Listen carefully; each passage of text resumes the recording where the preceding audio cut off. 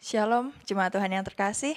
Bersyukur pagi hari ini, kita boleh bersama-sama mengikuti Aku Worship Morning Devotion. Dan saya berdoa setiap kita dalam keadaan yang sehat, bersuka cita, dan penuh damai sejahtera Allah. Pagi hari ini, mari kita sediakan waktu kita untuk merenungkan firman Tuhan, menjadikan firman itu menjadi pelita bagi hidup kita, yang terus mengawal hidup kita menjadi seturut dengan kehendak Tuhan. Kita akan awali Aku Worship Morning Devotion kita dengan berdoa. Mari kita berdoa. Tuhan, kami ucap syukur, kasih-Mu, cinta-Mu, anugerah-Mu, penyertaan-Mu terus kami rasakan. Kami bersyukur Tuhan, karena setiap hari kami diperbarui oleh Roh-Mu yang hidup, yang terus membuat hidup kami menjadi hidup yang seturut dengan kehendak Tuhan. Pagi hari ini kami siap untuk mendengarkan firman-Mu.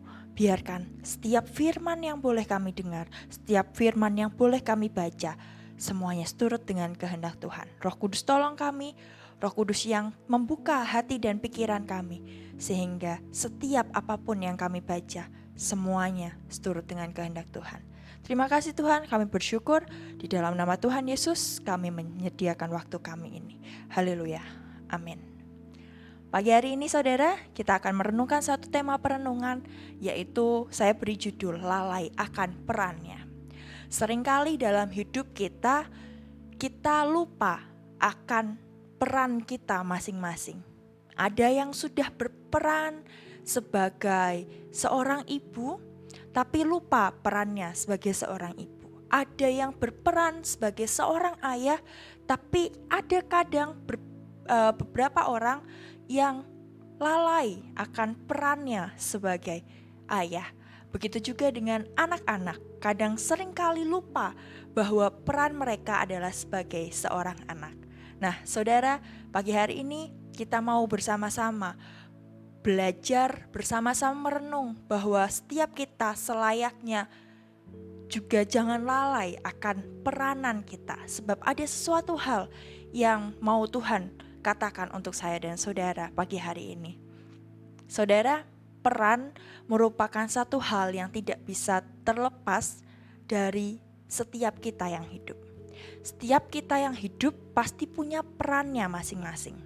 Entah itu sebagai anak, entah itu sebagai orang tua, entah itu sebagai anak sulung, anak pertama, atau bahkan perannya sebagai anak bungsu. Atau peran-peran lain yang tidak bisa terlepas dari kehidupan kita. Nah, pagi hari ini kita akan mendasari perenungan kita dari kisah Esau dan Yakub.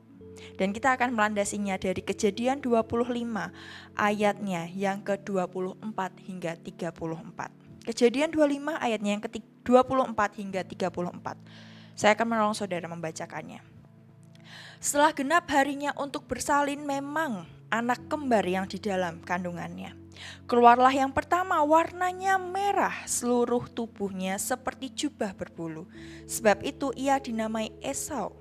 Sesudah itu keluarlah adiknya, tangannya memegang tumit Esau. Sebab itu ia dinamai Yakub.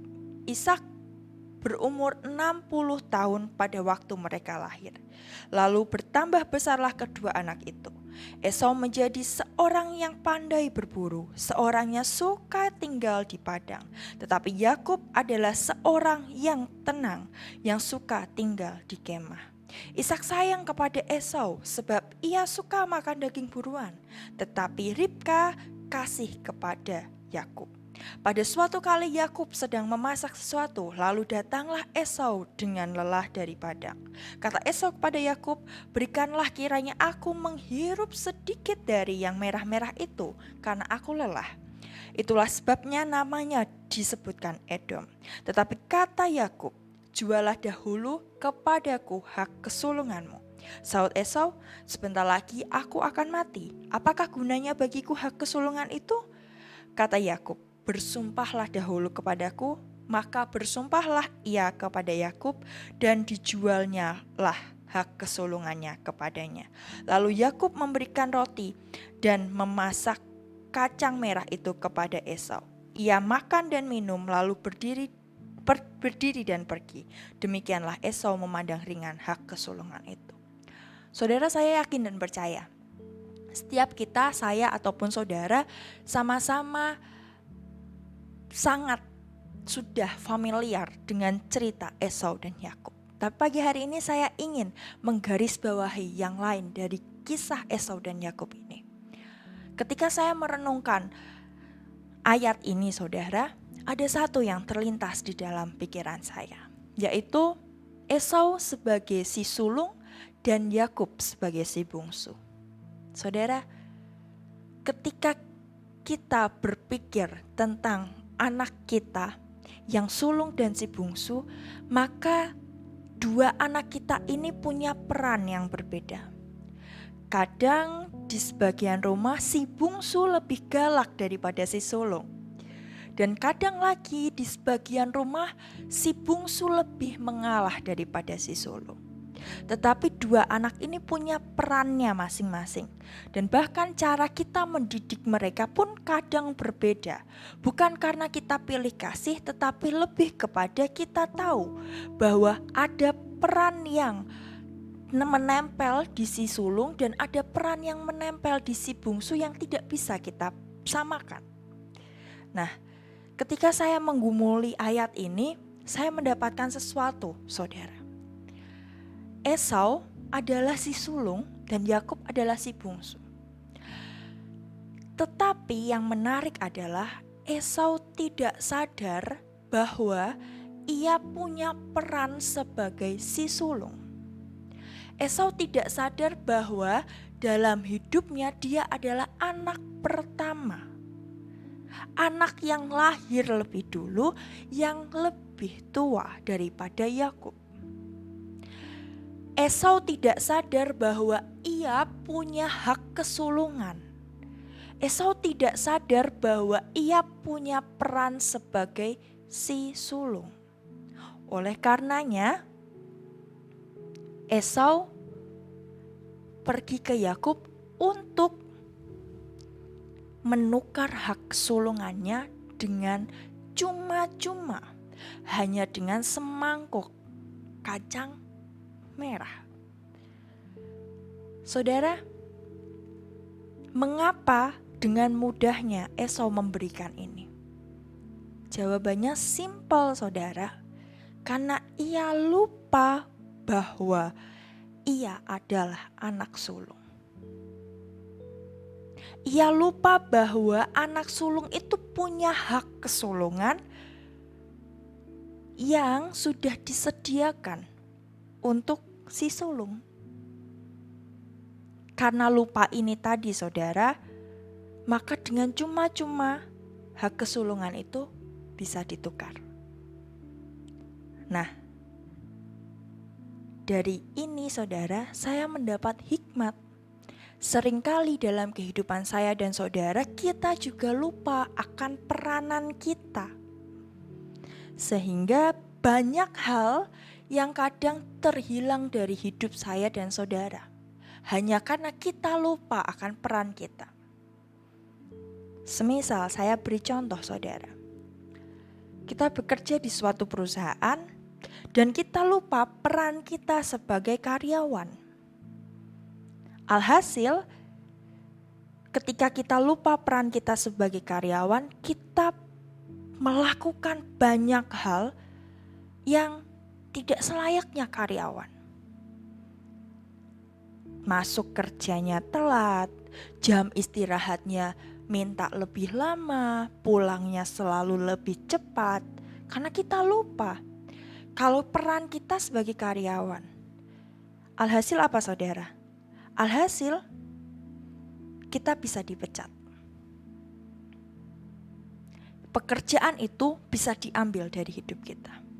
Nah, saudara, seringkali bukan hanya persoalan itu, tapi banyak hal yang terjadi dalam kehidupan saya dan saudara yang juga demikian.